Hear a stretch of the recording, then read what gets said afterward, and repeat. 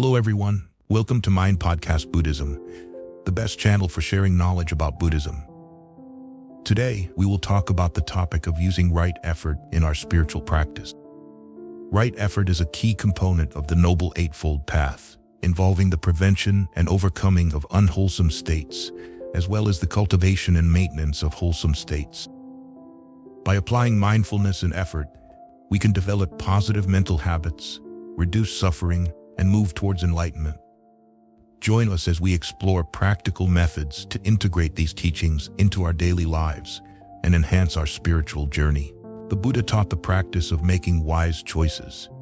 We make choices between good and evil in every moment of our lives. We are not helpless victims, bound by fate. We are not puppets controlled by some forces, nor are the events in our lives predestined. At this very moment, we choose our actions, and in the next moment, we must bear the consequences of those choices, along with any remaining effects of past choices. A wise choice in this moment creates a favorable spiritual environment for joy in the next moment. If the choices in the previous moments were pure and virtuous, the current moment will be as well. With billions of such pure moments, we will experience joy. Developing noble spiritual habits, moment by moment, will accumulate into longer periods of joy. Our lives are built from these tiny choices, billions of them occurring in every moment. However, these subtleties of the mind are not where we begin our practice. We must start where we can see clearly through our external actions. First, keep the 5 precepts and refrain from actions that harm spiritual progress. Once the mind is no longer disturbed by unwholesome influences, we can easily observe what is happening within it. Then we can leisurely observe our stream of thoughts. Later, as we train to see how the mind moves, we can observe moments of the mind arising, peaking, and then fading away. However, in the beginning, just being mindful of the general tendencies of our thoughts as they arise is sufficient. With this awareness, we can use right effort to create new choices. The Buddha advised us all to replace unwholesome thoughts with wholesome ones and cultivate wholesome thoughts in every moment until unwholesome thoughts no longer arise. According to the Buddha, we achieve this by constantly urging ourselves to be ardent, generate energy, and awaken the mind. In the 6th step of the Noble Eightfold Path, right effort, the Buddha specifically explained how to direct our efforts, dividing the process into 4 parts. First, with determination and strong energy, we do whatever we can to prevent the arising of unwholesome thoughts such as anger, jealousy, or greed. However, because we are not enlightened, some negative thoughts will still slip in, no matter how hard we try. Then, we make a second effort, urging ourselves to subdue any unwholesome thoughts that have arisen. Third, we replace unwholesome thoughts with wholesome thoughts, such as loving, generous thoughts or feelings of compassion. Finally, we arouse diligence to deeply cultivate wholesome thoughts. The more diligent we are, the more naturally our mind will become pure, less afflicted, and we will feel more peaceful and free. Accomplishing anything requires effort. This is true for ordinary activities like painting a house or running a business. Spiritual life requires even more diligent effort. At every step of the Noble Eightfold Path, right effort is inherently present. When we practice the Buddha's teachings on the 4 types of efforts, making the mind wholly good, pure, and insightful, we achieve right view on the path. When we apply these 4 efforts to our thoughts, speech, and actions, we achieve results in right intention, right speech, and right action. When we apply these 4 efforts to ethical conduct in our work, we achieve right livelihood. Finally, when we diligently practice meditation, we achieve right mindfulness and right concentration. We can accurately conclude that right effort is the essential energy driving our success at each step of the Noble Eightfold Path. In truth, having strong effort to self-regulate is already winning half the battle. Without this strong effort to attain a wholly good state of mind, we would struggle to progress far on the path to ultimate happiness. We might want to believe that mere attention will suffice to complete the path. Certainly, attention sounds easier than strenuous effort. Unfortunately, mere simple attention is not enough. We need to cultivate mindful attention, both during meditation and other spiritual practices, and in our daily activities. The Buddha knew we needed diligent, mindful effort to eliminate negative thoughts and cultivate positive ones in every aspect of life. Otherwise, our mind would never be calm enough to progress further on the path. At this point, you might think, I know it's not easy. Why does it sound so difficult? Of course, you are right. Letting negative thoughts reside in our consciousness is certainly easier than letting them go. Greed, anger, delusion, laziness, arrogance, pride, bitterness, stubbornness, fear might have become daily habits. We don't want to make the effort to let them go. However, we still want to feel peaceful, free, and achieve our spiritual goals. Right effort is the perseverance that makes the journey on the path feasible. It is the courage to say, I must let go of negative habits of thought and action right now. It is the wisdom to see that cultivating positive, wholesome thoughts, speech, and actions is the only hope to attain joy and happiness. The 10 Fetters, understanding and overcoming mental habits that bind us. To let go of the unwholesome mental habits, we need to recognize them. Generally, what we want to eradicate are any mental factors that prevent the mind from being free and at ease. Just as if we were weeding a garden, we need to distinguish between the weeds and the flowers. The same applies to the mind. Initially, we might find the mental garden full of weeds. We identify and remove unwholesome mental factors, such as anger, and replace them with wholesome, beneficial mental factors, like loving kindness. If we take some time to think about this issue, we can list various types of spiritual weeds. We know that when we are in a state of anger, hatred, jealousy, or desire, we cannot simultaneously feel happiness. Beneath these negative mental states, no matter how they manifest externally, they all stem from fundamental roots: greed, hatred, the other side of greed, and delusion or ignorance. Greed, along with ignorance, is the root of all kinds of spiritual weeds. Greed manifests in the 10 deep, powerful mental defilements called fetters. These fetters distort our views and influence our thinking, much like how a channel influences the flow of water. The fetters often bring us suffering. It is not a difficult childhood or a painful past that creates the fetters, but they have followed us from many past lives. They are the cause of each life's existence and the suffering in that life. The presence of the fetters ensures that we will be reborn many times and prevents us from achieving enlightenment. This life is also created by the fetters. We often list the 10 fetters to reflect the stages at which they must be overcome on the path to enlightenment. Fetters to be overcome to attain the first stage of enlightenment: belief in a permanent self or soul, self-view; doubt about the Buddha's teachings, skepticism; attachment to rules and rituals, clinging to rites and rituals. Fetters to be overcome to attain the second and third stages of enlightenment: sensual desire, sensual craving, ill will, hatred. Fetters to be overcome to attain the fourth stage of enlightenment: subtle desire for existence in the form realm, desire for fine material existence; subtle desire for existence in the formless realm, desire for immaterial existence; conceit, pride or the latent perception of self; restlessness, agitation, ignorance. The mind of an unenlightened person is always full of these fetters, at least in a dormant state. Occasionally, one of these fetters will arise in the mind, causing us to have a distorted view of reality and to suffer. Each moment of consciousness contains at least the subtle fetters of sensual craving and ignorance, but the other fetters sometimes accompany them. As our spiritual practice progresses, we can weaken these fetters, eventually overcoming and destroying them at each stage of meditation. After each stage, we reach a higher level of enlightenment. When the first 3 fetters are overcome, the practitioner attains the first stage of enlightenment, stream entry. Weakening the next 2 fetters leads to the second stage, once returner. However, the subtle remnants of sensual craving and ill will are more refined than what has been eradicated. When the practitioner finally overcomes these remnants, they reach the third stage, non-returner. The final 5 fetters are very subtle. When they are eradicated, the practitioner attains the fourth and final stage of enlightenment, arahantship. Self-view, Sakaya Ditti. The first fetter, self-view, is the belief in a permanent self or soul. This belief can manifest in various ways, such as thinking that the aggregates of form, feeling, perception, mental formations, and consciousness are the same as the self or soul, or that they belong to the self or soul. It can also involve the belief that the self or soul creates the aggregates, or that the aggregates create the self or soul. Finally, this fetter can manifest in the belief that the self or soul is separate from the aggregates and not related to them at all.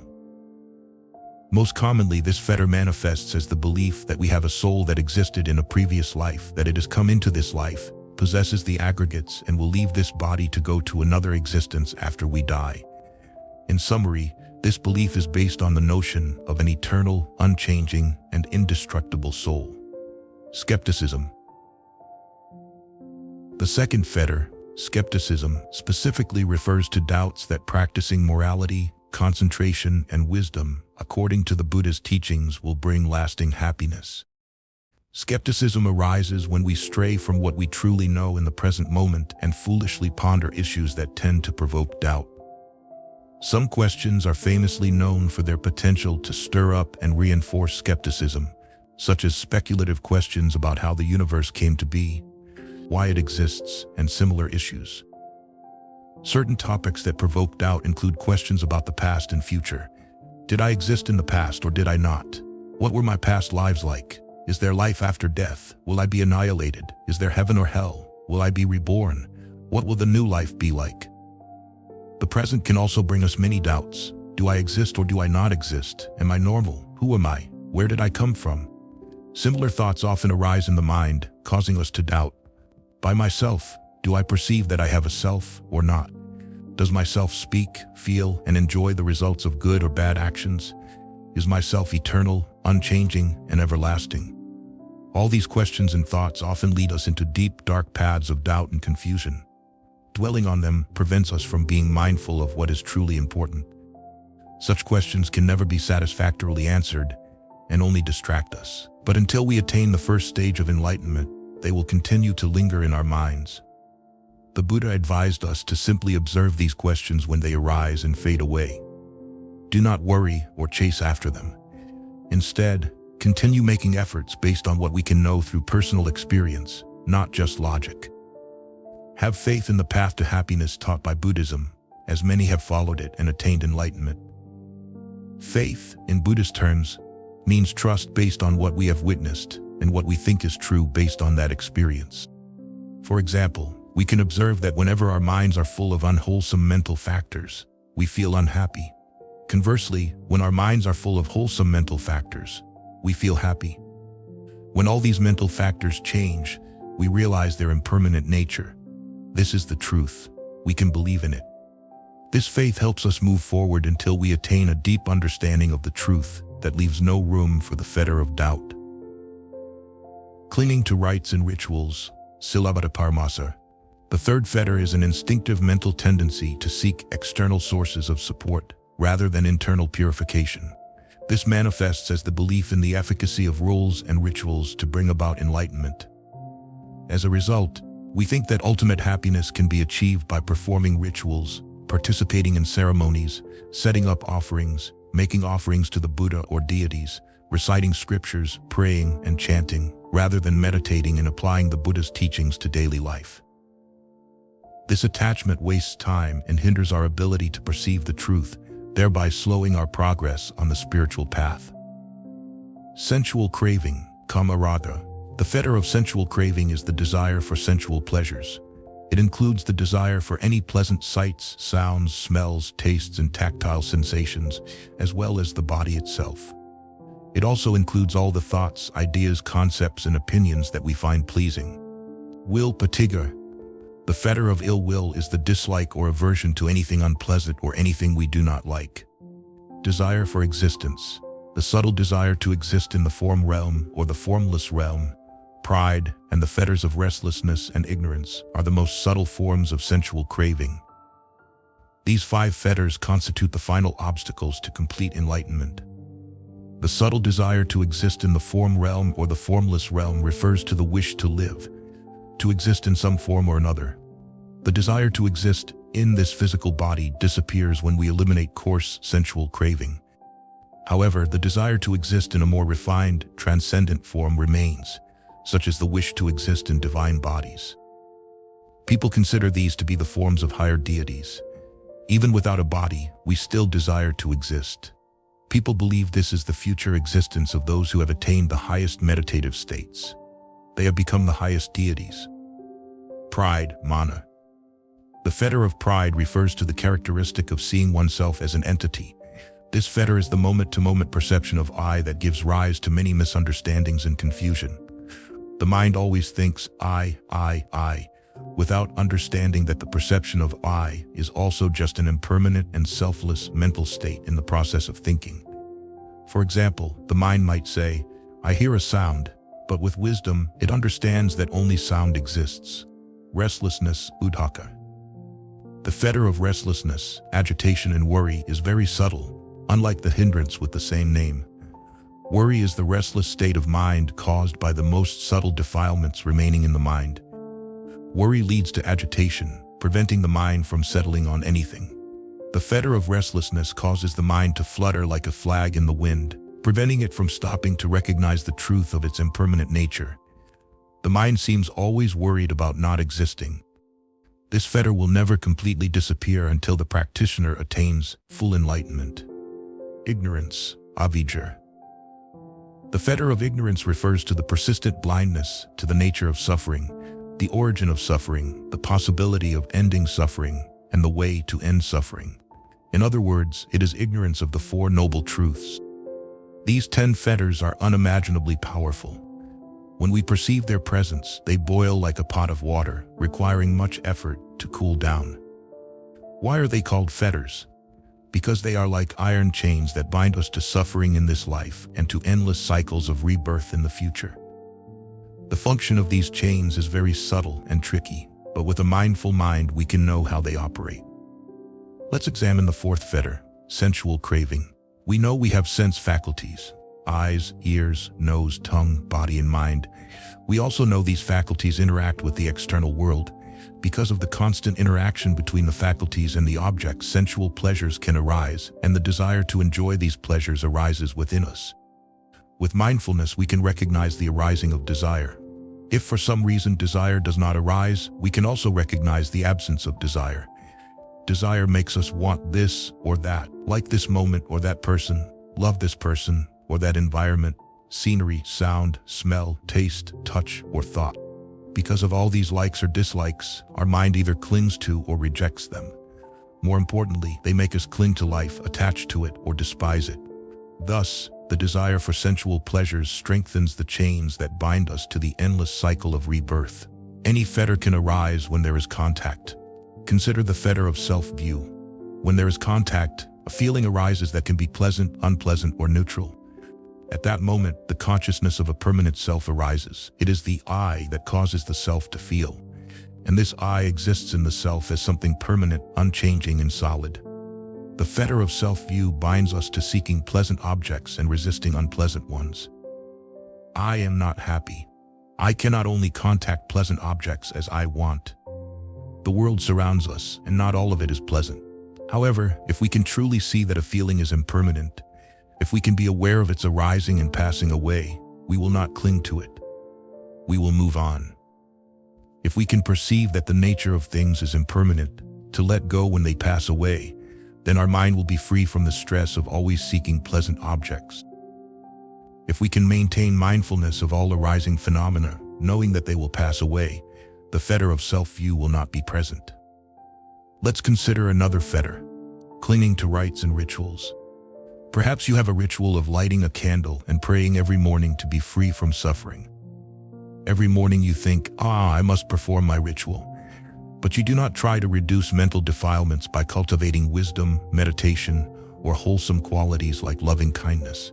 Instead, you cling to the belief that performing this ritual every morning will surely bring happiness. Doing so for many years, even if you never miss a day of the ritual, you will not be any closer to enlightenment. When observing the mind with mindfulness, we can see the fetters arise when the senses contact the external world. Until we attain enlightenment, each time one of the 6 senses contacts its object, the fetters will arise. Mindfulness can help us distinguish between the senses, their objects, and the fetters when they arise. When the fetters appear, we need to use mindful effort to subdue them. When they fade away, we need to be mindful of that state, And when they are absent, we need to recognize that state as well. The five hindrances, obstacles to meditation and positive actions. From the 10 fetters arise several extremely unwholesome mental states that hinder our progress in meditation and in doing good deeds in life. These mental states are called hindrances, nivarana. If the fetters are like a gentle breeze, the hindrances are like a storm. Hindrances truly pose challenges for novice meditators. The five hindrances are sensual desire, ill will, sloth and torpor, restlessness and remorse and doubt. They arise from the fetters under certain conditions, flaring up like flames from smoldering embers. However, like flames, hindrances can be extinguished with right effort when applied correctly. Hindrances can be subdued by meditation or persistent mindfulness. Mindfulness or concentration can cool down the hindrances and subdue them when they arise. When the mind is free from any hindrances, it automatically becomes clear and pure. This clarity of mind makes it easier to develop wholesome mental states, leading to meditation and the ability to clearly recognize the impermanent nature of all phenomena. Any of us can eliminate these hindrances, at least temporarily. As long as the 10 fundamental fetters exist, the hindrances can return to disturb the mind at some point. However, with the practice of the 4 right efforts, we can reduce and shorten their occurrences. As we become more skilled in applying right effort, the hindrances cannot cause much trouble in our meditation or daily life. Sensual desire. The hindrance of sensual desire is the craving for possession. During meditation, this hindrance appears as desires for food or material objects we want to own, or sexual desire. These thoughts consume a lot of our meditation time, and if we get caught up in them, they can become a hard-to-break habit. The trap of sensual desire is not unlike the method used to catch monkeys in some countries. The trapper cuts a small hole at the top of a coconut and drains the coconut water. Then he cuts some coconut meat and places it at the bottom of the coconut, tying the coconut securely to a tree. The monkeys, as the prey, will reach their hand through the small hole at the top of the coconut to grab the pieces of coconut meat. However, a handful of coconut meat cannot pass through the small hole. When the trapper returns, he easily captures the greedy monkey, too attached to the coconut pieces in its hand to let them go and escape. We feel pity for the monkey, but all of us have fallen into the trap of desire in similar ways. Well, the hindrance of ill will includes hatred, anger, and resentment, all stemming from the desire to avoid what we dislike. Ill will is compared to boiling water. When water is boiling, we cannot see the bottom of the pot, and if we touch it, we get burned. Similarly, anger burns us rather than the person who made us angry, and it is hard to find the real cause, seeing the bottom of the pot, of the hot feeling when anger is boiling inside us. Due to anger, our judgment becomes distorted, and our peace of mind is destroyed. It is like a disease that makes even delicious food tasteless, preventing us from enjoying it.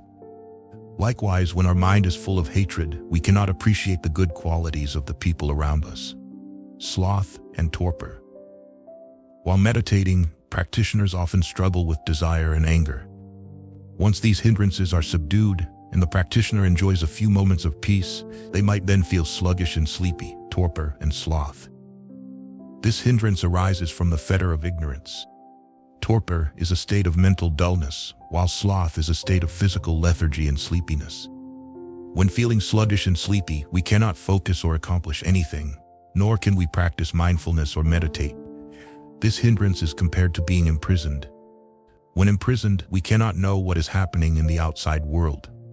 Similarly, when our body and mind are sluggish and sleepy, we do not know what is happening around us or within us. Restlessness and remorse. Restlessness prevents us from being at peace, so these two mental states often go hand in hand. Both restlessness and remorse prevent clear thinking and understanding. This hindrance is compared to being enslaved. A slave works hard to serve a cruel master, constantly worrying and feeling tense for fear of punishment. The more tense and restless they are, the more they suffer. They never enjoy peace of mind. Doubt. The hindrance of doubt makes practitioners confused, unsure of which direction or path to follow. Doubt arises from thinking about matters other than what we can observe happening in the present moment. Doubt is compared to a person lost in a desert without a map or sense of direction. In the desert, it is easy to get disoriented because it is hard to distinguish landmarks.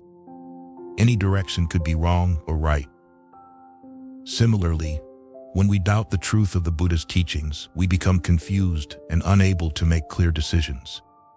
The person might think, can people really become enlightened? Is this practice truly helpful? Am I practicing correctly? Others seem to practice better. Maybe I should do something different, or seek another teacher, or explore something entirely different. These doubts sap our enthusiasm, causing confusion and preventing us from making clear judgments. The 4 right efforts. Now we can examine how to deal with the weeds of hindrances and fetters in the mind to cultivate more positive mental states.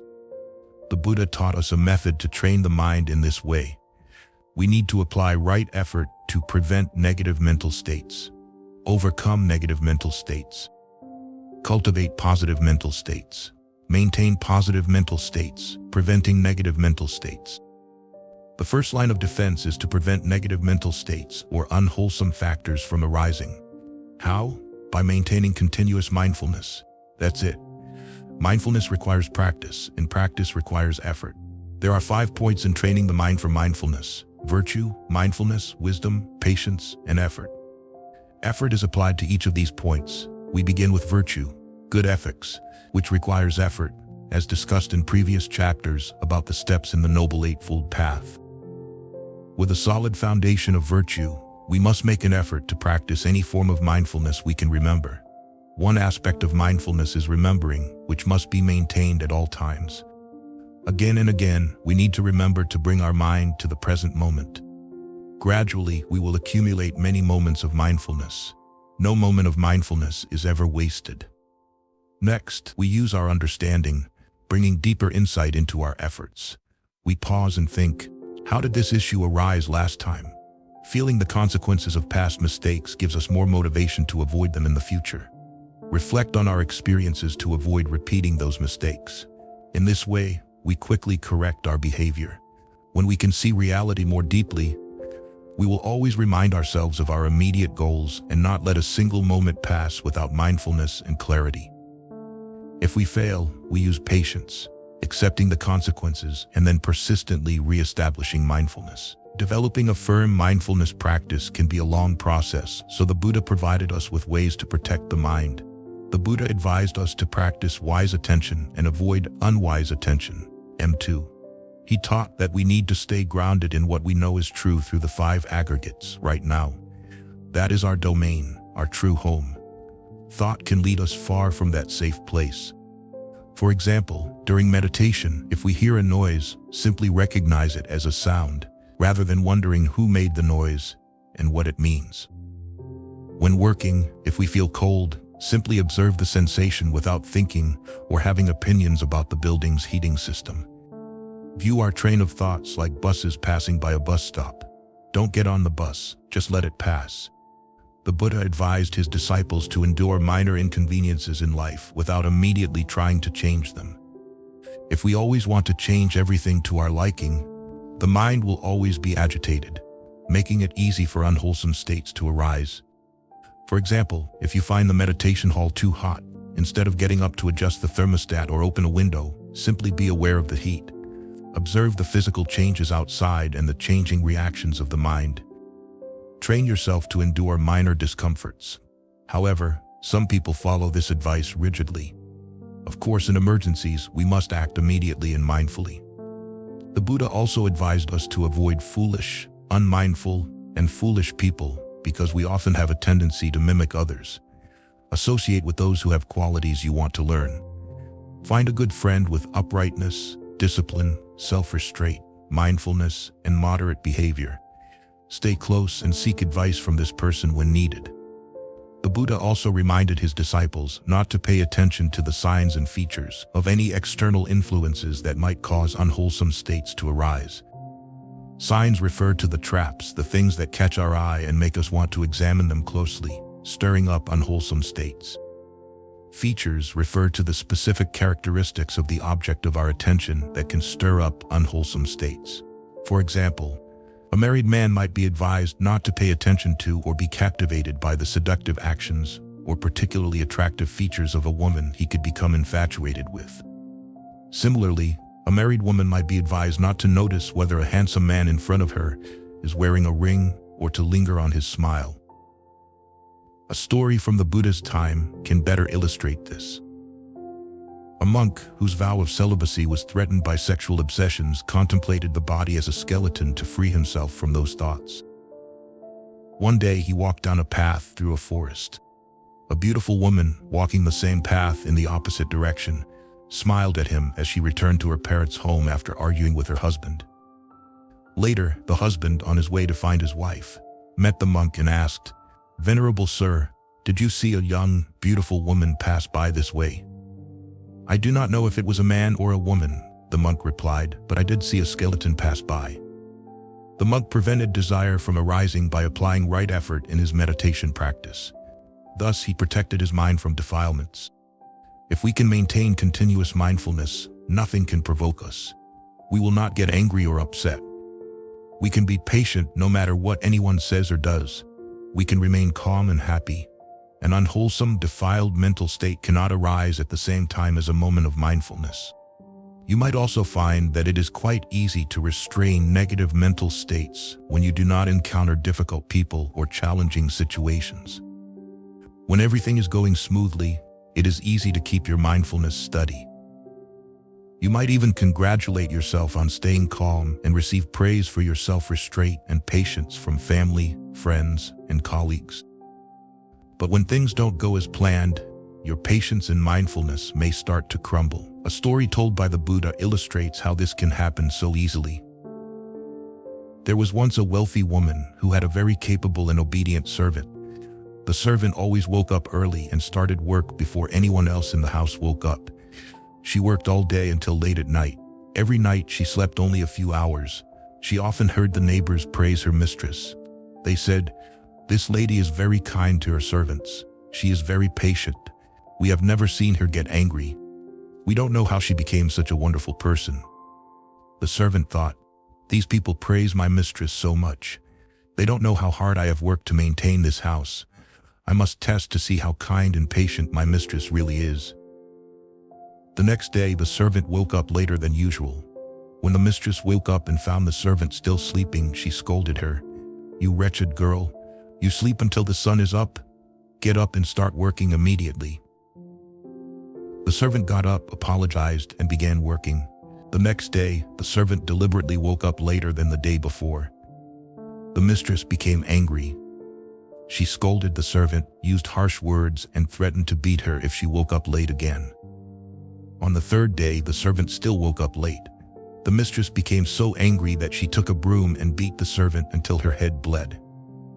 The servant ran out of the house with her bleeding head and cried out loudly, "Oh, everyone, look, my mistress beat me because I woke up a little late today. Last night I had to work until midnight, so I had a headache and woke up a little late today." The neighbors, who had praised the mistress for her patience and kindness, quickly changed their opinions. You might have also experienced a sudden change like this after a long holiday or when you just returned from a meditation retreat. During that time, anger, irritation, jealousy, or fear seemed to be dormant, so you felt very peaceful and happy. But as soon as you got home, you received a curt message on the phone, or a fine for forgetting to pay insurance, or someone stepped on your foot. Immediately, anger flared up and the peace of mind vanished. Then you wonder, how can I maintain the feeling of being on vacation or meditating in daily life? The answer is to always be mindful. We need to remember that it is not others or external circumstances that cause us distress, but our past karma. Besides striving to always maintain mindfulness, training to recognize the flaws of psychological habits can also help prevent negative reactions from arising. For example, you go to buy a pair of gloves in an upscale store and the salesperson is rude. Based on past experience, you know that you will get angry if the salesperson is rude. So you make an effort to keep strong mindfulness, dispelling any arising thoughts of anger. You reason with yourself, thinking, well, this salesperson is also human. Maybe he didn't sleep well last night, or he has worries about money or some family issues. Maybe he feels uneasy about people of different skin colors or nationalities, or he is not feeling well today. That could be the reason he is impatient with customers. This approach may sound simple, but it is not easy to practice. Our minds are not trained to prevent negative thought habits. Getting angry is easy, criticizing others is easy, worrying about the future is easy, and desiring material things is easy. These mental habits are like junk food. Once we start opening a bag of chips to eat, it is hard to stop halfway. Restraining negative thoughts from arising is also hard. Once we are hooked, it is hard to let go. As the Buddha taught, good people find it easy to do good. Bad people find it hard to do good. Bad people find it easy to do evil. Good people find it hard to do evil. It is easy to do things that harm oneself. It is hard to do things that benefit oneself. However, we need to clearly understand that prevention is always better than cure. Mindfulness coupled with right effort can prevent negative thoughts and actions from arising in the future. Guarding against bad habits in body, speech, and mind is not difficult if we can train ourselves to be mindful. However, if you have tried your best and still cannot prevent unwholesome thoughts and actions, do not be disappointed or discouraged. It does not mean that you are a bad person. It just means that you need more practice. Rejoice in the awareness that we always have a helper by our side, the effort to overcome negative mental states. Overcoming negative mental states. Before attaining full enlightenment, we cannot choose which thoughts will arise, so there is no need to feel ashamed or react against what has happened. However, we can choose which thoughts to allow to develop. Positive and wholesome thoughts support the mind and need to be cultivated. Negative and unwholesome thoughts, such as the Five Hindrances, Nivaranas, and the 10 Fetters, Samyojanas, only harm the mind. They need to be attacked and subdued immediately with right effort. That is the Buddha's advice. Overcoming hindrances. How we respond to a hindrance depends on the degree of our attachment. When a hindrance first arises, it is weak. It begins as an isolated negative mental moment, then gradually grows. The earlier we become aware of this flow, the easier it is to stop it. Whenever a hindrance is present, we cannot progress in mindfulness or meditation. The first step is very simple. When a hindrance arises, we just need to be aware of its presence. For example, we recognize that the mind is experiencing desire, anger, or doubt, or that our mind is falling into a state of restlessness, agitation, or depression. At the initial stage, these hindrances are very weak, so the method to subdue them is also gentle. We only need to recognize their presence. By merely being aware, the nascent hindrance will fade away, allowing us to recognize its absence and how this absence enables wholesome states like compassion, loving kindness, and wisdom to arise. If a hindrance has developed beyond the initial stage, stronger measures are required. First, observe the hindrance with complete mindfulness. Focus all attention on it. Recognize the effect of that hindrance on the body and mind, knowing how it hinders our spiritual development. Recognize its impermanent nature. The impermanence of circumstances, forms, tastes, feelings, and many other conditions has caused this hindrance to arise. Reflect on the harm we may bring to ourselves if we indulge in this unwholesome state, and the greater danger if we act according to its control. Now reason with yourself. Remind yourself that everything is impermanent, and the circumstances that caused this hindrance or the mental state itself will certainly not last. For example, if someone said something that made you angry, think about the problems you face in life, worries about money, health, concerns about work or family. Perhaps that person is also dealing with similar issues. We really cannot know what is going on in someone else's mind. More accurately, we don't even know what is going on in our own mind at any moment. Our mental state depends on many conditions. In fact, whatever happens depends on many factors. Reflecting in this way can make the negative mental state pass. For example, one morning you wake up feeling unhappy. You don't know why you feel irritated, depressed, tense, or grumpy. But if you think back, you might remember that the night before you ate spicy food or watched TV for hours before bed. But these are not the reasons you feel irritated this morning. They are the results of other causes.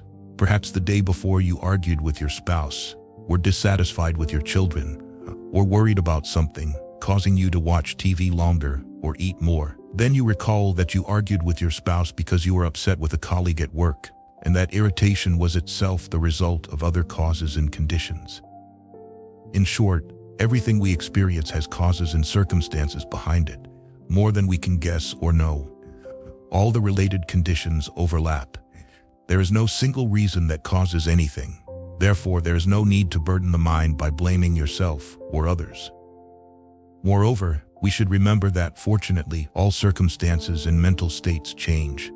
Nothing lasts forever. When in a state of despair or extreme happiness, we may think nothing will change. However, if we think deeply, we can see that this belief is wrong. People change, circumstances change, we change, nothing is unchanging. Therefore, in time, even depression or anger will pass. Our feelings about an unpleasant person or situation will change. Our attitudes and those of others will change. Recognizing this, we feel more relaxed and our negative thoughts begin to pass. The hardest type of negative thought to subdue is the one we are not aware of until its roots have deeply embedded in the mind. These delusions obscure the mind and hinder its development. You may recognize their presence when you sit in meditation, train in mindfulness, or practice concentration.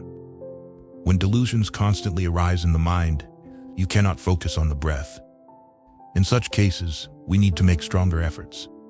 This can be an opportunity to develop insight by observing these delusions.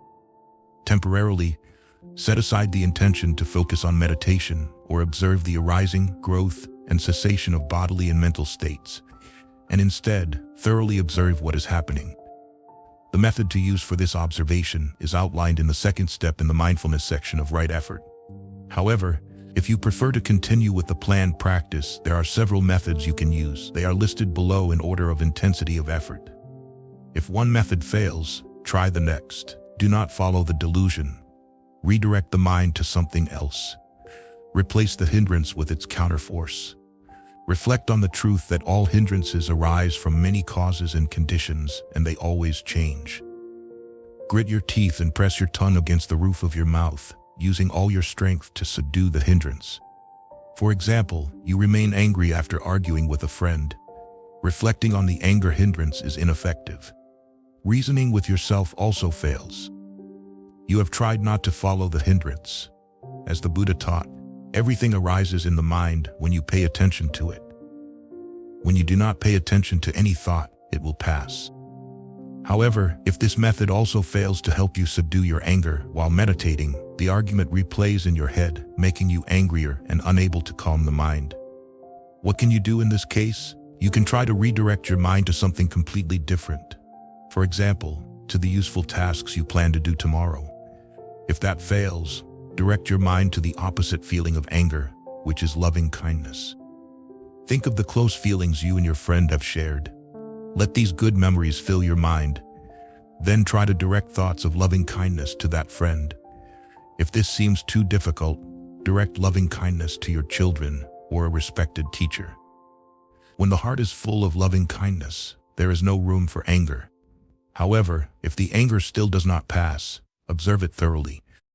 Recognize its changes, arising, growing, decaying, presence, and disappearance. Think of the harm you are doing to your mind and spiritual progress by continuing to harbor this negative state. If all else fails, you must use all your strength to destroy the hindrance, as the Buddha said, like a strong person subduing a weaker one. In summary, never let the hindrances win. You might think that gritting your teeth and straining to eradicate a negative mental state seems too harsh, too different from the teachings you have heard. You might also think this method seems inappropriate for the gentle nature of Buddhism. But this strong effort is entirely in line with the Buddha's teachings. He always taught us to be diligent. Right effort is the energy needed to help us complete the steps on the path to happiness. With right effort, we are careful to avoid unwholesome thoughts, speech, and actions. With right effort, we overcome anxiety, tension, fear, and resentment. With right effort, we practice mindfulness to cultivate wonderful qualities within us that we may never have known. Awaken those wonderful qualities and make them manifest in the mind. With right effort, maintain and not neglect them, always practice them.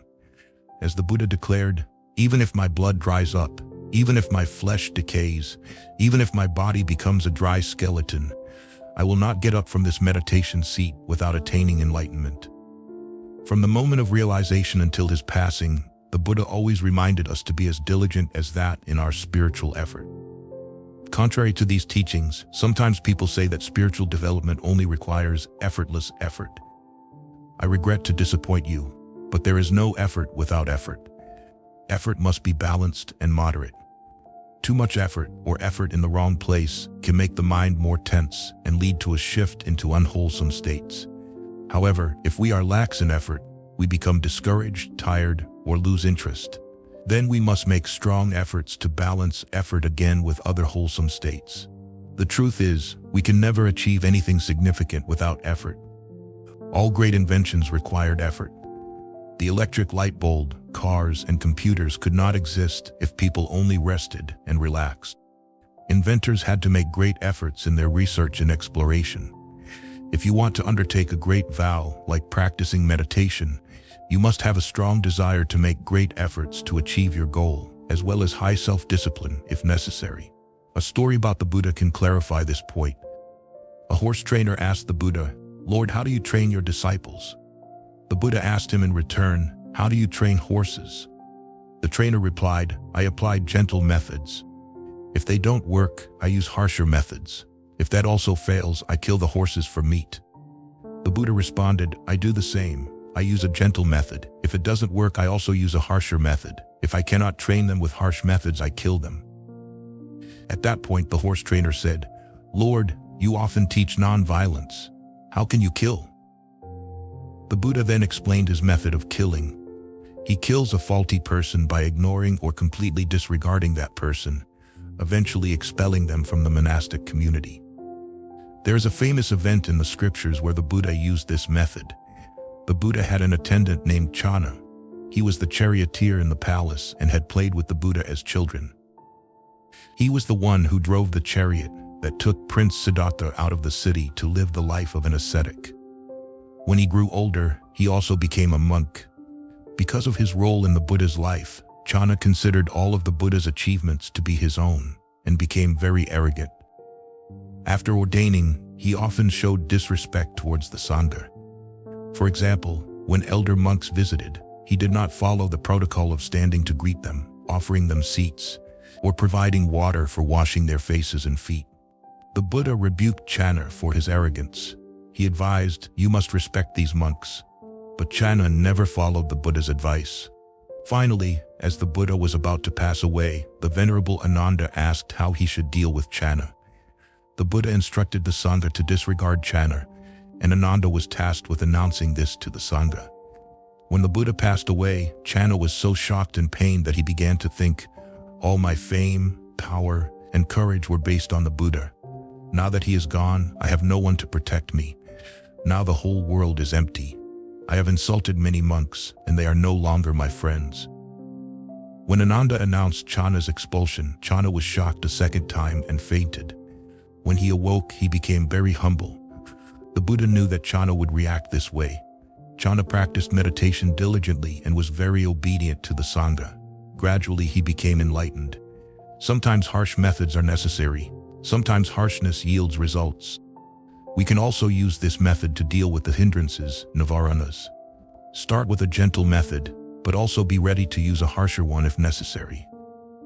For example, when tempted to buy a beautiful warm coat, even though your closet is already full of warm coats, control your mind using the methods we have learned. Do not follow the desire. Redirect your mind to something else. Replace the desire with equanimity. Reflect with mindfulness on the impermanence of the coat and all other material things. If your mind still insists on the coat, you need to be stricter with yourself. Remind yourself that if you give in now, you won't get a new coat this winter, or even this year. The final solution is to threaten that you will only buy second-hand coats for the next 5 years. Then actually carry out the threat. Gradually, the mind will be trained to let go. In special cases, we must apply really strict measures. Sometimes when we sit in meditation, the mind is completely chaotic. Perhaps something happened before the session, like a day of excitement or worry. The mind is fiercely agitated with a flood of images and emotions, so that you struggle to cope with one negative thought before another follows. You might be experiencing what I have heard meditators call an attack of multiple hindrances. This is when several hindrances arise together, one after another, to dominate the mind. If we allow the mind to run wild like this, it will become a hard habit to break. It is better to muster all our inner strength to control the mind. In this case, if all usual methods fail, there is another method, counting breaths. This is a way to keep the mind focused on one object. First, count the breaths from 1 to 10, then back from 10 to 1. Next, count from 1 to 9, then back from 9 to 1. Continue counting to 8, 7, and so on, until you reach from 1 to 2 and 2 to 1. The challenge is if the mind loses concentration and counts incorrectly even once, you must start over. Continue this method until you can complete the entire count without a moment of distraction. Then you can return to your normal meditation practice. This challenges the mind. Starting over with each lapse tires the mind of wandering, teaching it restraint. Although this method is quite stringent, for some people, their mind is too agitated to concentrate on counting. In that case, take the very agitation and restlessness as the meditation object. Observe these restless states of mind. Overcoming the fetters. Using the methods described above, we can train ourselves to recognize the fetters as they arise and take measures to subdue them. With focused mindfulness and proactive measures, the fetters troubling your mind, desire, anger, doubt, restlessness, will gradually weaken and fade from your consciousness. Once a particular fetter has passed, it may not reappear for some time, freeing the mind from that fetter. However, depending on your nature and living conditions, another fetter may emerge. When we observe the cycle of fetters, arising, cessation, and reappearance in different forms, we begin to recognize how powerful they are, binding us tightly to suffering and misery. No matter how often you temporarily subdue these fetters, they continue to exist within you, always ready to ensnare and trap you. It's as if you carry a prison within you. When mindfulness has been developed, we will see that these negative mental states, like desire, anger, and ignorance, not only distort our perception, but also make every aspect of life more painful and difficult. The mind constantly returns to the ingrained negative patterns, making us feel trapped, bound into the endless cycle of samsara, rebirth. The truth is, mindfulness can only help us subdue these fetters temporarily. Only when we reach higher levels on the path can we destroy them completely. Through 4 stages. How do you do this? You let them go through 5 applications of effort, known as suppression, replacement, destruction, fading away, and liberation. Suppression means pushing all unwholesome mental states to the background, keeping them at bay with mindfulness or concentration. Whenever we can maintain mindfulness or go deep into meditation, the fetters lie dormant. When we develop the habit of suppressing these fetters, they weaken. They no longer cause as many problems and have less influence on our thought processes. The hindrances, nivaranas, also calm down a bit, creating more opportunities for insight to arise, and when insight has arisen, we have a chance to destroy some fetters. Replacement is the effort to counteract an unwholesome state by cultivating its opposite. We replace anger with loving kindness. The belief that things are permanent is replaced by contemplating impermanence. You counteract the instinctive belief in a self by observing the ever-changing factors that constitute your body and mind. When suppression and replacement have been well developed, we can subdue some weakened fetters. Destruction is the moment when any fetter must yield, like a tree struck by lightning. Fading away refers to the disappearance of the fetters immediately after they are destroyed. Liberation refers to the relief of the mind following the destruction of any group of fetters. The most significant liberation occurs at the first stage of the 4 stages of enlightenment, when we transition from ordinary life to partial enlightenment. Suppose you have targeted the first 3 fetters, self-identity, view, doubt, and attachment to rites and rituals, and have deeply contemplated their opposites. While meditating, you focus on the breath with strong concentration, allowing insight to arise. Your observation of the impermanence, suffering, and non-self nature of the breath enables you, in a moment of deep realization, to internalize that all phenomena share these 3 characteristics. Clearly seeing impermanence in everything, you intuitively realize that there cannot be a permanent, unchanging entity called self or soul. Thus, you break the first fetter. You also understand that there must be enlightened beings who have realized all this by practicing the path, and that this path will definitely help you uproot all defilements. This eradicates the second fetter, doubt. Now you know that nothing can liberate your mind except cultivating wisdom through the path of morality, concentration, and wisdom. Knowing this, you no longer believe that rituals alone, attachment to rites and rituals, have the power to save you, which means you have shed the third fetter. Once these three fetters have been subdued, you have reached the first stage of enlightenment. Now, there is no possibility of regressing to your former state. You no longer doubt your ability to achieve enlightenment or worry about how to attain liberation. You are assured of reaching your goal. You become a stream enterer, as the pull of the spiritual current will carry you to enlightenment, like a branch caught in the flow of a river. From this point on, the mind becomes unusually elated, feeling that no matter how difficult life may seem outwardly, everything inside is peaceful. You know with certainty that all things are impermanent, bringing comfort to your heart. You can no longer commit any serious unwholesome actions because you understand the law of cause and effect. With such an ethical attitude, you have nothing to regret, freeing you from that burden. For example, if you tell a small lie, you will not rest until you admit it. You may still experience bursts of anger, suffering, or craving, but these situations cannot overwhelm you as before, and they will pass quickly. You clearly know the path to follow and are filled with confidence in your practice. Generally, you become more confident, less egoistic, kinder, more generous, better at meditation, and more capable in whatever you do. Colleagues and friends will notice these changes, seeing you become gentler, more open, and more relaxed. Your bright eyes will open the hearts of others, and they will begin to ask about the source of your serenity. To illustrate the importance of attaining the stream entry stage, the Buddha scooped up a small handful of sand and said, "Monks, which is greater, the amount of sand in my hand or the amount of sand in the entire world?" Naturally, the monks replied that the sand in the world was much greater than the sand in the Buddha's hand. Then the Buddha declared, "Similarly, monks, the amount of defilement and impurity that a person who has attained stream entry can destroy is as great as the sand in the world, and the impurities remaining for a stream enterer to destroy are as few as the sand in my hand." For this reason, the Buddha said, achieving stream entry is greater than becoming a master ruling all other kingdoms. It is greater than ascending to the heavens as a celestial being, greater than becoming a god. After overcoming this stage, we begin to tackle the next hindrances, the fetters of sensual desire and ill will. When we have overcome the first three fetters, we have also lightened the burden of the remaining fetters. Thus, the desire and ill will we now face are much less intense than what we experienced as ordinary beings. We guard against desire and ill will and use right effort to continue combating these two enemies. We cultivate generosity and loving kindness. We become entirely disillusioned with the clinging demands and complaints of the mind. As we deeply develop mindfulness of impermanence, clearly seeing the changing nature of all pleasant, unpleasant, and neutral experiences, we see the futility of trying to make everything conform to our desires. We gradually let go more and more.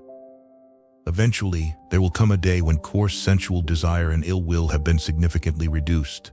Some subtle, harder to recognize desires and ill will remain, making our personality seem unchanged, but we have actually accomplished a great deal. When you become a once returner, it means you may have to return to this world once more before achieving complete enlightenment. It is difficult to describe the purity the mind attains at this stage. All worries, duties, and sorrows are laid down forever. No humiliation or misfortune can disturb you.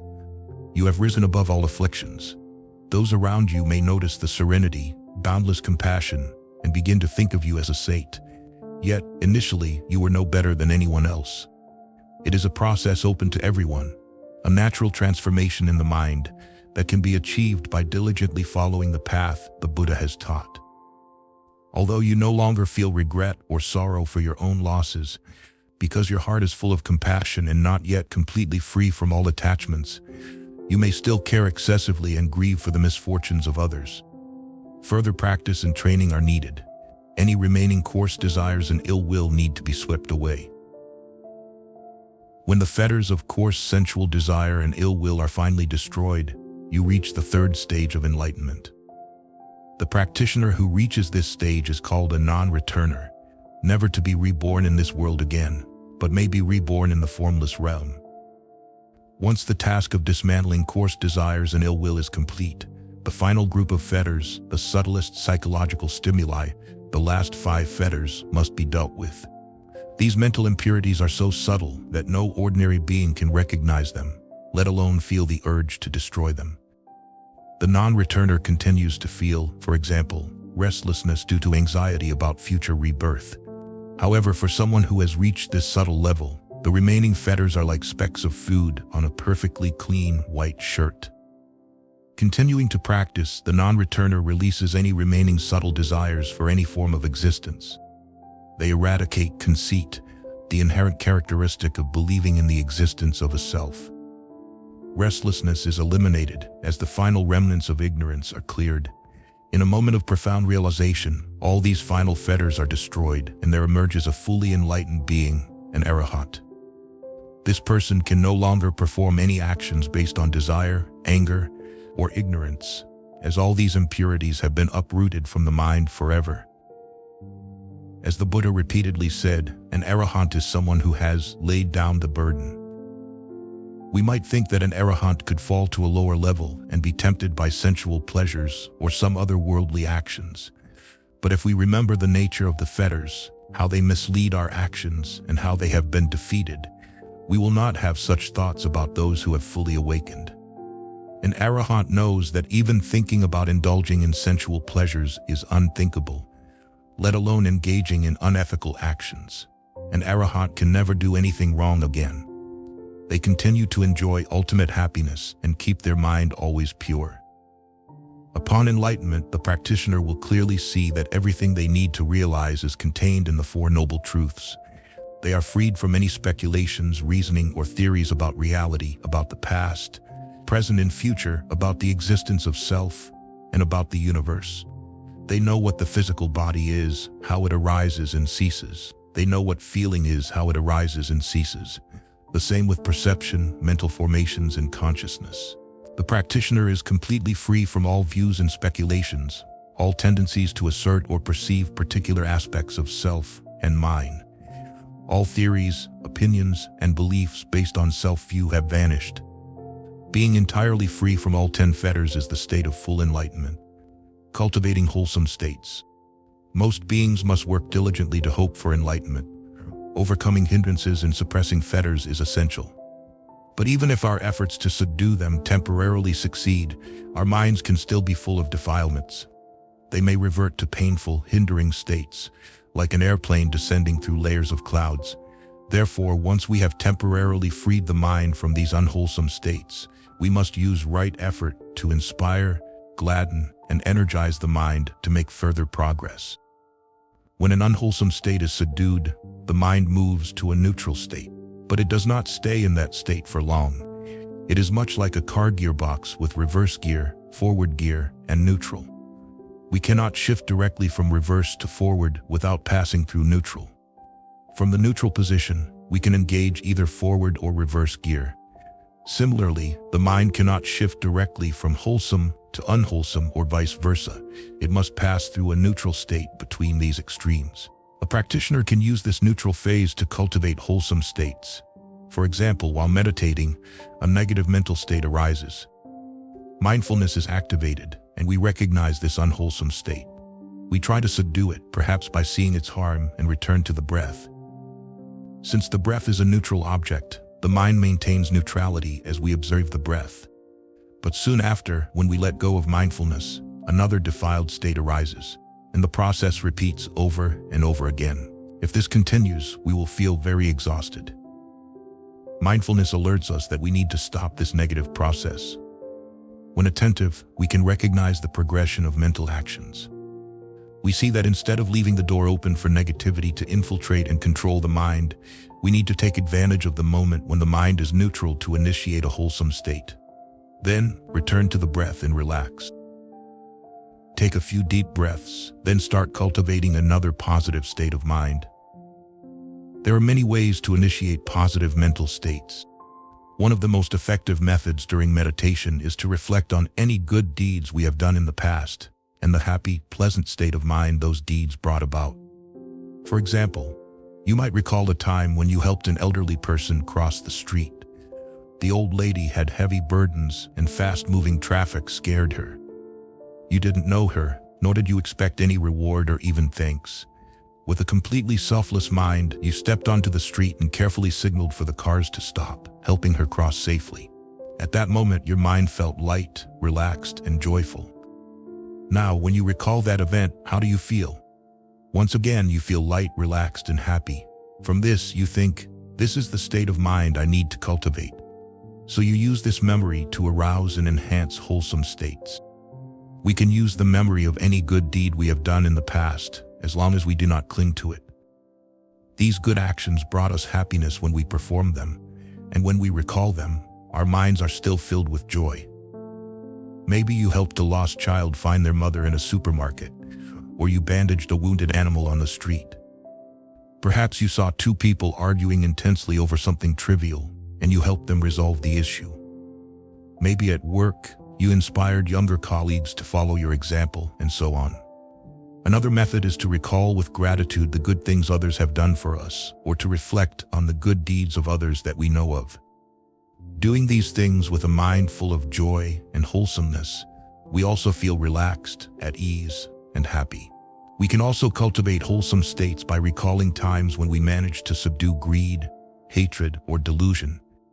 For example, remember a time when your son was naughty, making you feel like punishing him. But mindfulness arose in time, and you remembered that expressing anger was not appropriate. Therefore, your anger subsided, you calmed down, and your mind settled. Recall the significant change from the arising of anger to the pleasant, calm state when you restrained your anger, and reflect on how pleasant that feeling was. Remind yourself, this is the state of mind I want to cultivate. This reflection helps us relax, bringing a quiet joy to the mind. We can gather suitable circumstances to cultivate wholesome states. For example, watching your child take their first steps fills your heart with love. Store that memory in a corner of your mind. In the future, you can use that emotion as a catalyst to cultivate wholesome states. The method of mindful effort to cultivate positive mental states is not only beneficial during meditation. We can also use it while eating, walking, standing, working, or talking. We no longer have to rely on hoping that life will bring us reasons to feel happy. We must plan to use our minds to determine which actions create mental states that make our lives more pleasant. Recall past successes and failures. Discover the causes and effects of these simple mental processes. Then cultivate wholesome states in everything we do. For example, while washing dishes, we can direct loving kindness to those who will use the dishes. Before conversing, we can be mindful of the potential consequences of negative or positive speech. This will lead to a conversation with a good beginning. With a calm attitude and an effort to infuse each word with patience, love, compassion, and wisdom, our conversations will flow more smoothly and bring benefits to both ourselves and others. Anticipating potential issues by recognizing our shortcomings is part of this process. For example, if you have a hot temper and you know it, acknowledging that is also a wholesome state. Then you can cultivate loving kindness to restrain your temper from arising. When a challenging situation occurs, like an unexpected visit from a difficult boss at work, you can remind yourself of the possible good or bad outcomes of your actions. Then you resolve to remain calm and cultivate loving kindness toward that person. So when the boss says or does something unpleasant, instead of showing anger or frustration, you enjoy the pleasant state of mind you have created. Similarly, if you tend to worry, be prepared. For example, before your beloved grandchild takes their first airplane trip far from home, do whatever you have done in the past to manage anxiety and bring pleasant feelings. Then you don't have to suffer because of your grandchild's flight. Instead, you can enjoy a pleasant state of mind. This is a skill that can be developed. The more intentionally we initiate wholesome mental states, the more adaptable our minds become, and the better we understand them. We can cultivate boundless loving kindness, joyous states, deep compassion, and vast equanimity daily, moment by moment. These four immeasurable minds bring the mind to sublime, wondrous states, which are called divine abodes. Those who know how to generate them can enjoy heaven on earth anytime. Maintaining wholesome states of mind. Once a wholesome state of mind has arisen, we must strive to maintain it and not let it fade away. We know that if we allow this state to pass, our mind will revert to a neutral state and may then fall into an unwholesome state. Therefore, by all means, we must keep this positive mental state ever present. The wholesome state of this moment must be the wholesome state of the next moment and of the following hours, days, and weeks. We should strive to always maintain a positive state of mind, much like one would try to keep a special lamp from ever going out. This is not easy to achieve. How many times have you promised yourself good things? Remember those New Year's resolutions or the vows at your wedding before a spiritual teacher or friends? How many hopeful wishes have you made on your birthdays? But how many of these promises have you kept? Perhaps you promised yourself, I will never touch a cigarette again, never drink another glass of alcohol, never lie, speak harshly, or insult anyone. I will never gamble again, never steal, never kill any living creature. Or after a fruitful meditation retreat, you might have thought, this retreat was wonderful. I never thought meditation could be so easy. How peaceful and happy I was throughout the retreat. I must continue to meditate regularly in the future. These are all positive thoughts. But how many of these promises do you continue to keep each day? These thoughts arise in your mind like bubbles in a soda glass. After a few hours, they vanish. You lose your enthusiasm and revert to your old habits. To maintain the initial effort, you must develop strong mindfulness. Remember that nothing significant can be accomplished perfectly in just one attempt. We must repeat a positive thought or action until it becomes a habit. We admire the skills of Olympic athletes, but they did not perfect these skills in just a few practices. How many times did we fall when learning to ride a bicycle? Perfecting the mind is the same. We must practice diligently. Whenever our effort wanes, think of times when we persevered until we achieved our goal. Of course, there are things we can do to support the practice of right effort. We can associate with wise friends and avoid foolish people. We can live in suitable places, read uplifting books, and maintain contact with spiritual communities. We can also practice mindfulness diligently.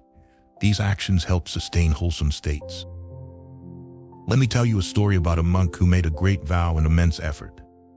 In ancient India, there was an elderly monk who was a great master. A young monk had committed an error and did not fulfill his duties.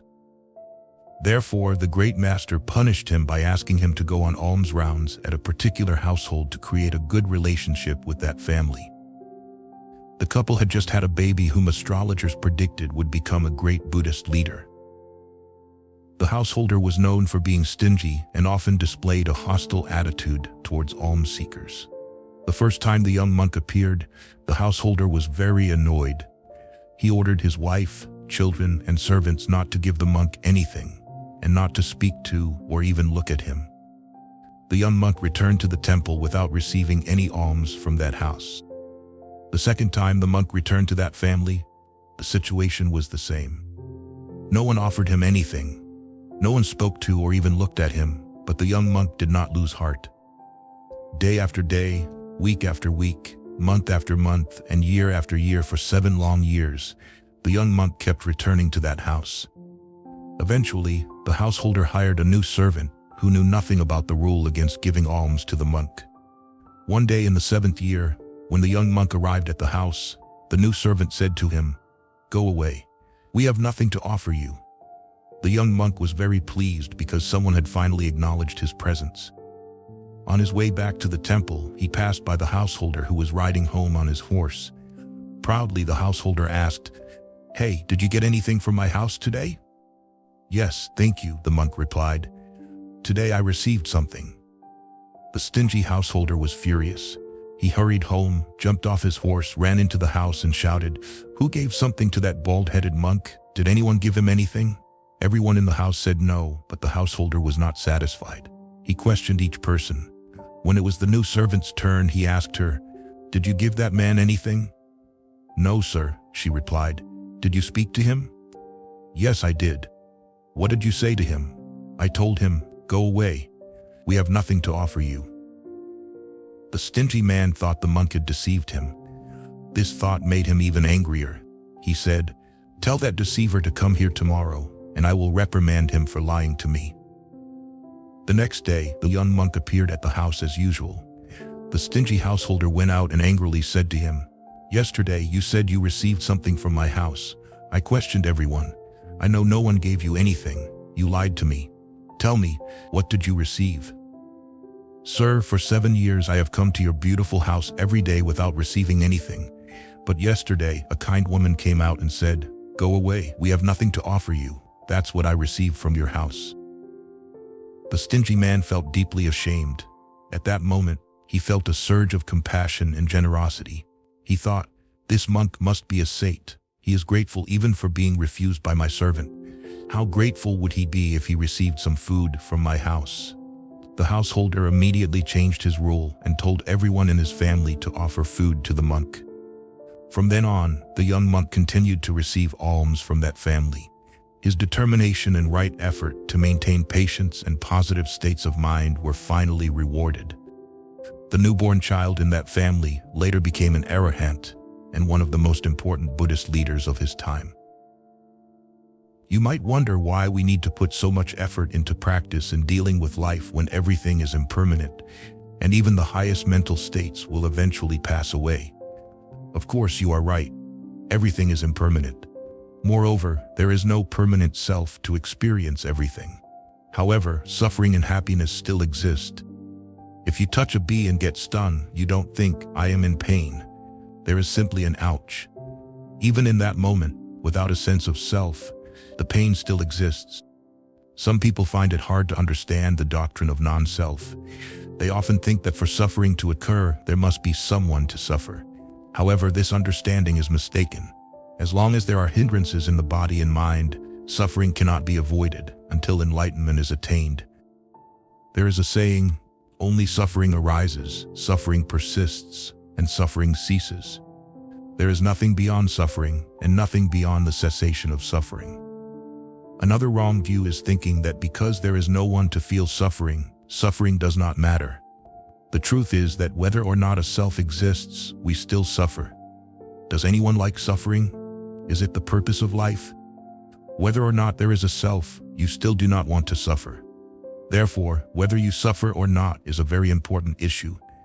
It is precisely suffering that motivated the Buddha, after attaining enlightenment, to spend the rest of his life teaching others the way out of suffering. With boundless compassion, the Buddha showed us how to train the mind to be free from suffering. It is true that the highest, purest, and most refined mental states will eventually pass away. That is why we must use the wholesome mind states we have cultivated while they are present. Wholesome mind states are the necessary means to uproot suffering, and maintaining these wholesome states brings longer-lasting benefits than any temporary joy or relief. Wholesome, clear states of mind are the foundation for developing insight into impermanence, so we can uproot greed and ignorance once and for all.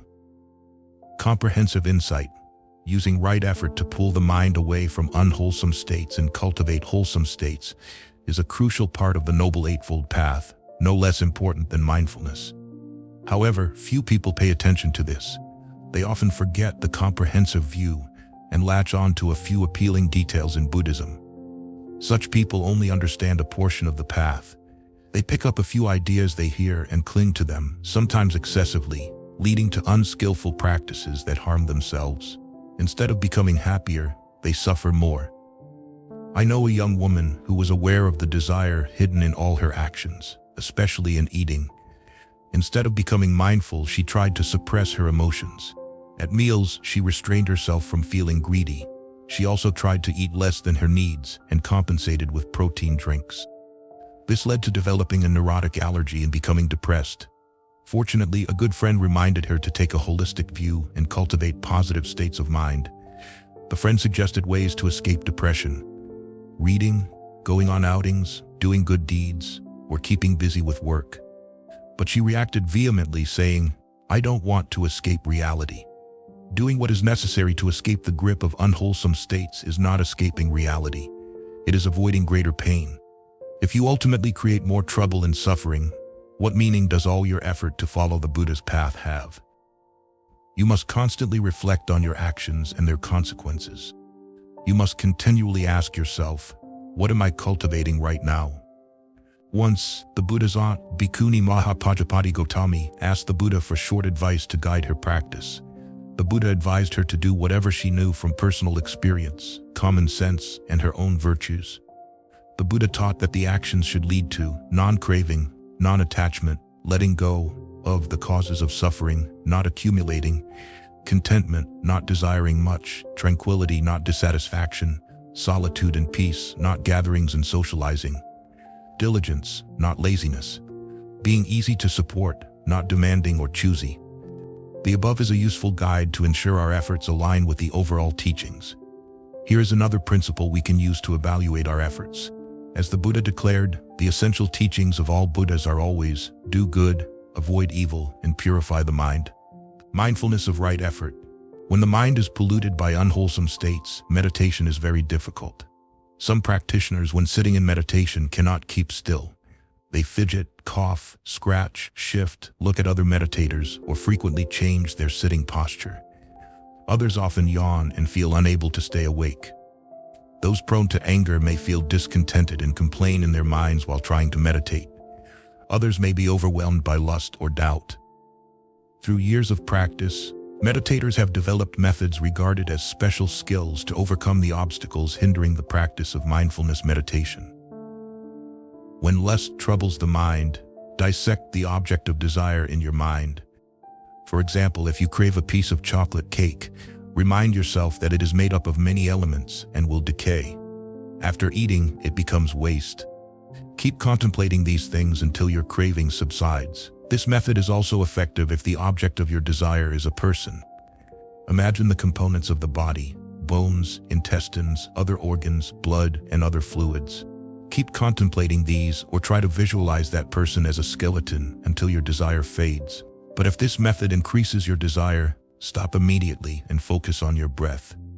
When anger arises, apply the antidotes we discussed, such as being aware of your anger, recognizing the impermanent nature of all feelings, contemplating the benefits of patience, reframing your perspective, and cultivating loving kindness.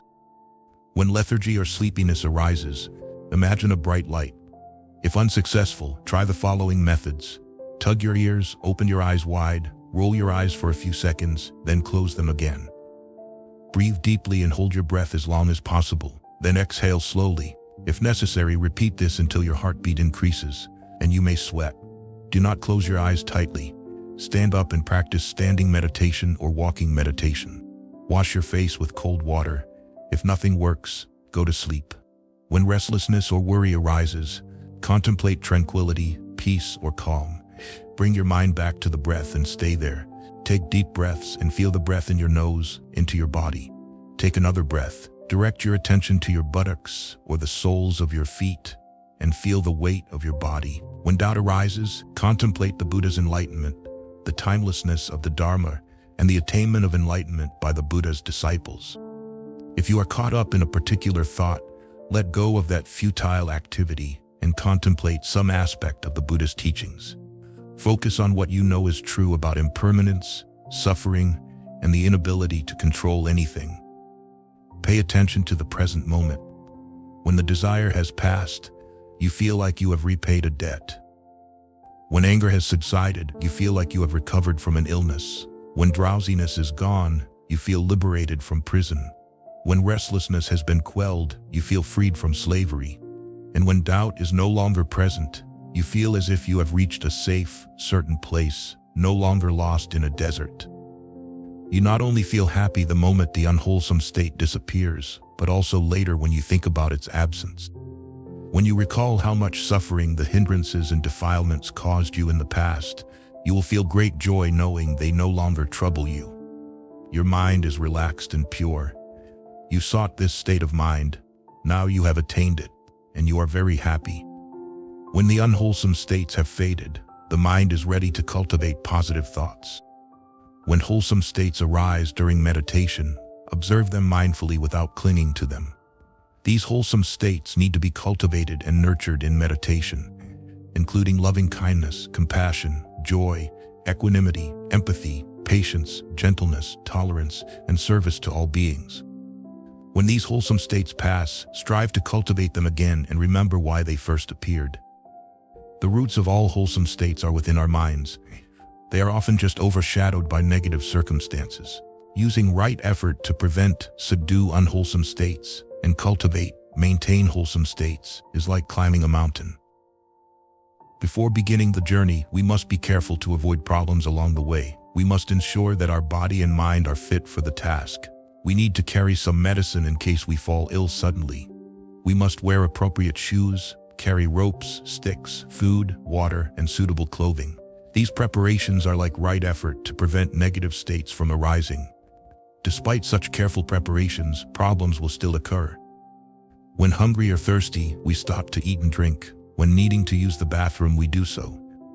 When tired, we rest. When feverish, we take the medicine we carried.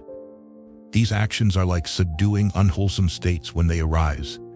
We maintain our energy by resting, eating moderately, drinking plenty of water, and avoiding overexertion. These positive activities are like cultivating wholesome states. After many difficulties, we finally reach the summit, feeling truly liberated, joyful, and satisfied. We rejoice because we have achieved our goal through much effort. We might say, "I am so glad it's all over," or "I am so happy I overcame all obstacles." Similarly, when you cultivate wholesome states and maintain them, you rejoice because your battle is over, and you will never have to fight with unwholesome states again. Right effort can bring such joy. When we strive for happiness, it is already present. Remember your goal and never slacken your effort until you achieve absolute happiness. Remind yourself, happy indeed we live, we who possess nothing. Feeders on joy we shall be, like the radiant gods. Summary of right effort. Right effort is crucial for spiritual development, though often overlooked. Right effort involves 4 aspects, 4 right exertions: preventing the arising of unwholesome states, overcoming unwholesome states that have arisen, cultivating wholesome states, and maintaining wholesome states. Fetters are deeply ingrained, unwholesome tendencies caused by craving, causing suffering in those afflicted by them. The 10 fetters are self-view, doubt, attachment to rites and rituals, sensual desire, ill will, desire for material existence, desire for immaterial existence, conceit, restlessness, and ignorance. Hindrances are coarse manifestations of the fetters, needing right effort to restrain and subdue them. The 5 hindrances are sensual desire, ill will, sloth and torpor, restlessness and worry, and doubt. Methods to overcome a hindrance are not attending to it, directing attention elsewhere, replacing the hindrance with its opposite quality, rationalizing, and if all else fails, using all one's strength to destroy it. We can only suppress fetters if we cannot destroy them. Fetters can be weakened through mindfulness and concentration. Developing opposite qualities also weakens them greatly. When the fetters are finally broken, enlightenment is achieved. Maintain mindfulness to prevent unwholesome states from arising. Mindfulness is developed through ethical conduct, mindfulness practice, discernment, patience, and effort. To overcome arisen unwholesome states, merely recognize them. If unwholesome states are not quickly recognized, they gain strength. Then, drop everything to focus entirely on them. Contemplate the harm they can cause and the impermanence of any conditions that have brought them about, or replace them with wholesome states. When unwholesome states have passed, cultivate wholesome states by recalling their benefits and deliberately creating thoughts of love, determination, compassion, etc. Use any method known to develop wholesome states. Do not get lost in the details of practice and forget the comprehensive view. Always ensure that your efforts truly bring more wholesome states. Adjust your lifestyle to support maintaining wholesome states, such as associating with wise friends, learning, and referencing Buddhist scriptures. Without strong mindfulness, our mind will quickly revert to old habits. Hence, we must always strive to maintain wholesome states to be happy. Thank you for listening. If you found this video helpful, please share it with those who might benefit from it. Don't forget to leave your thoughts in the comments section below. Hit the like button, follow, and turn on the notification bell. This is how you can show your support for me. Once again, thank you very much, and see you in the next videos.